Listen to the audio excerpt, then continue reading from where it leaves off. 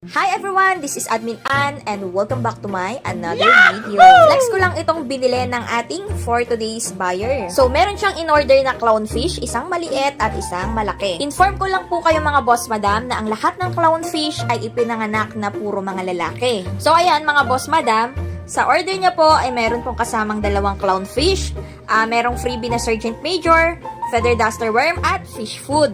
Maya-maya lamang mga boss madam ay andito na ang rider. Ibinigay na nga natin sa kanya para maihatid sa ating buyer. Balik tayo mga boss madam sa sinabi ko kanina na ang lahat ng clownfish ay ipinanganak ng mga lalaki. Habang nagbabalo tayo ng pangalawang order. Mga boss madam, kanina nga pala ay bound to Malvar, Batangas iyon. At ngayon naman ay bound to Carmona, Cavite. So makikita nyo sa video mga boss madam, ay maliliksi ang ating mga isda. Yung buyer nga pala natin ngayon ay repeat buyer. Nag-freebie nga din pala tayo ng feather duster worm. May in-order siyang Sergeant Major, 3. So, naka-promo po yan. Tapos, Blue Velvet Damsel. So, syempre may magtatanong dyan, paano dumadami ang clownfish kung walang babae?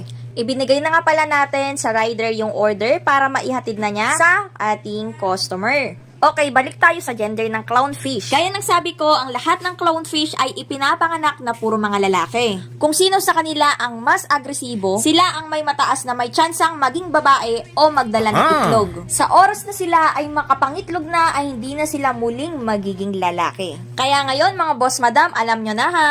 Mga boss madam, sa mga gusto pumunta sa aming shop, ayan, mag-message lamang kayo sa aming page, Kalamba Pet Shop. Mga boss madam, meron po tayong mga available na setups, merong ready to release, at merong mga under cycling. Yung iba dyan mga boss madam, meron na pong may-ari dyan. Kaya kung ako sa inyo, mag-message na po kayo sa aming page, Kalamba Pet Shop.